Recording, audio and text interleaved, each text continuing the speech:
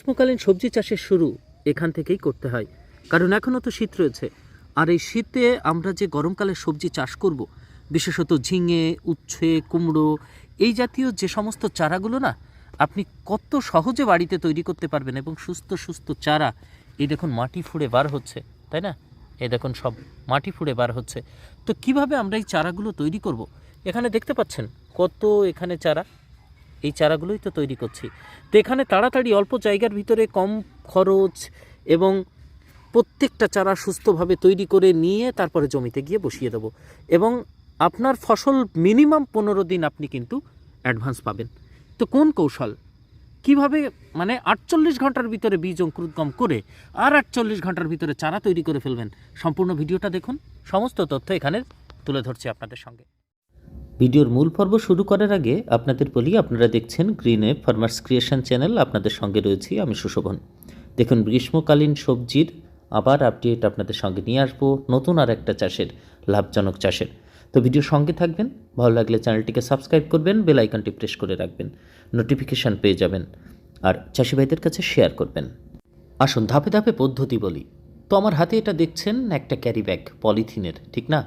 ভিতরে আছে একটা ভেজা ন্যাকড়ার বল। এই যে এর ভিতরেই তো আছে বীজ।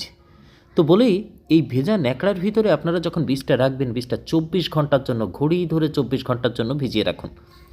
তারপরে বীজটা তুলে নিয়ে এই ভেজা ন্যাকড়াতে এরকম সুন্দর বল করে পেঁচিয়ে ওই পলিথিনের ভিতরে আটকে, একদম বায়ুনিরুদ্ধভাবে আটকাবেন, যেন বাতাস না ঢোকে আর ভিতরের বাষ্পটা বাইরে যেন না আসতে পারে। তারপরে ওই পলিথিনটা রোদে ফেলে রাখুন, দিনের বেলায় পুরো রোদে ফেলে রাখুন। 24 ঘন্টার ভিতরে আপনার বীজের মুখ ফাটবে, 48 ঘন্টার ভিতরে আপনি অঙ্কুর দেখতে পাবেন। দেখায় আপনাদের, এই যে ঠিক দেখুন 48 ঘন্টার ফলাফল আপনাদের সঙ্গে তুলে ধরছি। কাছে নিয়ে একটু সাদা সাদা অঙ্কুর দেখতে পাচ্ছেন। এই সময় আপনারা 100% সমস্ত বীজ অঙ্কুর হবে এমন নয়, কিছু বীজ অবশিষ্ট থাকবে।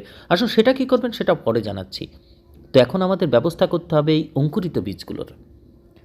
তো এর ব্যবস্থা করার জন্য একটু নিচে যদি তাকান, এই যে কত গ্লাস সাজানো আছে দেখেছেন? জল খাওয়া গ্লাস দোকানে একদম সস্তায় পাওয়া যায়, 50টা করে রোল থাকে, প্যাক থাকে। প্রত্যেকটা গ্লাসের ভিতরে আপনি মাটি ভরবেন, মাটি একদম ঝুরঝুরে মাটি, ভালো শুকানো মাটি। 30% গোবরের সার নিতে পারেন, আর পুরো একদম সলিড মাটি। এই যে কতটুকু ভরবেন, গ্লাস পুরোপুরি মাটিতে ভরবেন না। এই দেখুন একটা গ্লাস আপনাদের দেখাচ্ছি, এই গলায় গলায় মাটি দিয়েছি, মোটামুটি 1/2 ইঞ্চির একটু নিচে থাকবে মাটিটা, মানে পুরো ভরবে না, 1 কর মতো নিচে মাটি থাকবে। এবার এর উপরে আপনারা বীজটা ফেলবেন। বীজ ফেলার পর ওপরে আমাদের মাটি দিয়ে দিতে হবে, সেটা আমি দেখাবো আপনাদের। আমি এখানে নিয়েছি আমার বেগুনের জমির মাঝখানের পিলিতে যে ঝুরঝুরে মাটি ছিল, সেই মাটি কোদাল দিয়ে চেঁচে চেঁচে এনে এখানে ভরে দিয়েছি, কারণ ওখানে সার অলরেডি ছিল, রাসায়নিক সার দেওয়া ছিল, জৈব সার দেওয়া ছিল। তো সেই মাটির ভিতরে এগুলো বসাবো। আর বসাবো কীভাবে, খুব সাবধানে দেখবেন অঙ্কুরগুলো যেন ভেঙে না যায়, ভালো করে দেখবেন কতটা মাটির নিচেই দেবো, আর ওপরে মাটিটা কিভাবে দেবো, জল কিভাবে দেখবো, পরপর আমরা ধাপে ধাপে সেটা দেখব। বীজ থেকে যে অঙ্কুরগুলো বার হয়েছে বেশি চাপ দেবেন না। এবার অঙ্কুরটা বার হওয়ার পর যেদিকে আপনার অঙ্কুরের মুখটা আছে, মানে একদিকে দেখবেন বাঁকানো থাকবে, সেটা কিন্তু মাটির দিকে থাকবে।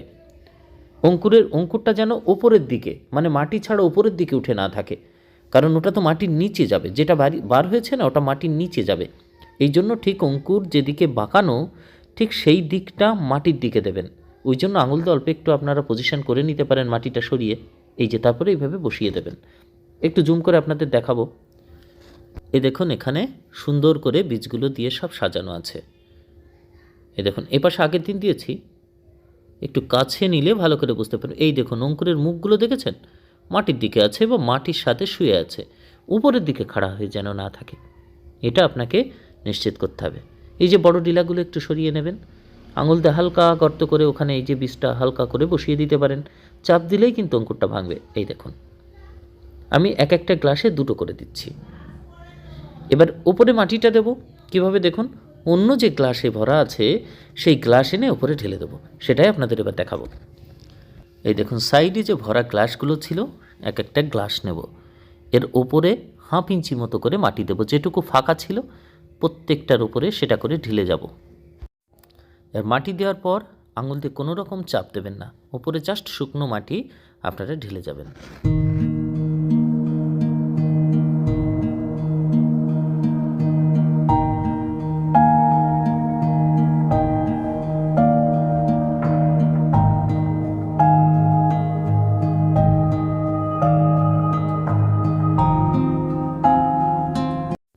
এখানে আবার আপনারা অবশিষ্ট কিছু বীজ দেখতে পাচ্ছেন যেটা অঙ্কুরিত হয়নি। তাহলে এর উপায়, এটা ঠিক আর 24 ঘন্টা বাদে আবার এই গ্লাসে ঠিক একই পদ্ধতিতে আপনারা বসাবেন। তাহলে এগুলো কি করতে হবে, এই ন্যাকড়াটাকে আবার ঠিক আগের মতোই পেঁচাবেন, আবার একটা টাইট করে বল তৈরি করবেন, বল তৈরি করে নিয়ে তারপর আবার পলিথিনের ভিতরে দিয়ে গিট মেরে রোদে ফেলে দেবেন। 24 ঘন্টা বাদে আবার খুলবেন, দেখবেন আবার অঙ্কুরিত হয়ে গেছে।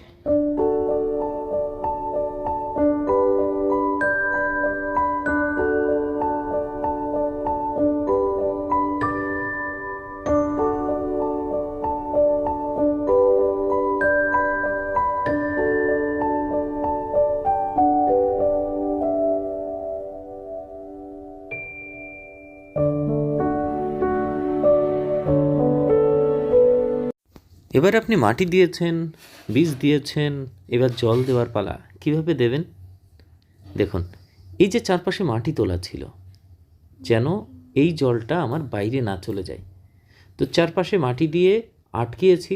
এবার আমি নল দিয়ে জল দিয়ে দেবো, পুরো এইখানে বাঁধিয়ে দেবো, 1 ইঞ্চি মতো করে বা হাফ ইঞ্চি মতো করে বাঁধিয়ে দেবো নিচে। কিছুটা নিচে টানবে, আর গ্লাসের নিচে তো ছিদ্র আছে, প্রত্যেক গ্লাসের নিচে ছিদ্র আছে, তো সেই ছিদ্রপথ দিয়ে ওপরের দিকে কিন্তু রসবে। তো কিছু সময় এভাবে চলতে দেবো। দেখুন জলটা কিন্তু ভিতরের দিকে যাচ্ছে। আরেকটা কাজ করব, এখানে দেখুন একটা ঝাঁঝরা আছে, আমার ঝাঁঝরি যেটা বলে, এটাতে জল ভরবো। জল ভরার পর এই জলটুকু একদম ওপর দিয়ে হালকা করে সমস্ত মাটিগুলোকে ভিজিয়ে দেবো। তাহলে ওপর দিক থেকে আমার ভিজে বীজ পর্যন্ত গেল, আর নিচ দিক থেকে রসে মাঝামাঝির ওপর পর্যন্ত চলে এলো। তাহলে দিনের বেলায় যে রোদ হবে, তাহলে কিন্তু আপনার শুকাবে না মাটিটা। নাহলে কি বলুন তো, আপনি নিচে যদি জল না দেন, শুধু এরকম করে জল দেন, তাহলে এক রোদে মোটামুটি 12টার ভিতরে সমস্ত মাটি শুকিয়ে যাবে। আপনার কিন্তু অঙ্কুরগুলোর ক্ষতি হতে পারে, কারণ অঙ্কুরগুলো শুকিয়ে গেলে কিন্তু গাছ স্বাস্থ্যসম্পন্ন হবে না, এটা মাথায় রাখবেন। এইবার আপনাদের বলছিলাম ঠিক 48 ঘন্টার অপেক্ষা, যেহেতু থাম্বনেলে বলেছি 48 ঘন্টায় চারা বার হবে। দেখুন 48 ঘন্টার ফলাফল, ছোট ছোট চারা মাটির উপরে বাইরে বেরিয়ে এসেছে। এটা কিন্তু আপনার যে আশা নিয়ে আপনি আগাচ্ছেন না, এটা তার শুরুয়াত। এই চারাগুলোকে সুস্থ করুন, ভালো করে তৈরি করুন, 20 দিন বাদে বা 15 দিন বাদে জমিতে গিয়ে বসিয়ে দিন। তাহলে আপনার মিনিমাম আপনি 15 দিন কিন্তু আগিয়ে গেলেন। মনে রাখবেন, বীজ সরাসরি জমিতে বসালে একদিকে যেমন ঘাসের জন্ম নেয়, তেমনই আবার বীজ বার হতে 12-13 বীজ ভেদে 15 দিন পর্যন্ত সর্বোচ্চ লাগতে পারে। আর সেই কাজটা আপনি 48 ঘন্টায় এখানে কিন্তু কমপ্লিট করছেন। তো এই ছোট্ট ভিডিওটা আপনাদের সঙ্গে তুলে ধরলাম। ভালো লাগলে চাষি ভাইদের কাছে শেয়ার করবেন, চ্যানেলটিকে সাবস্ক্রাইব করবেন, লাইক করবেন, কমেন্ট করবেন।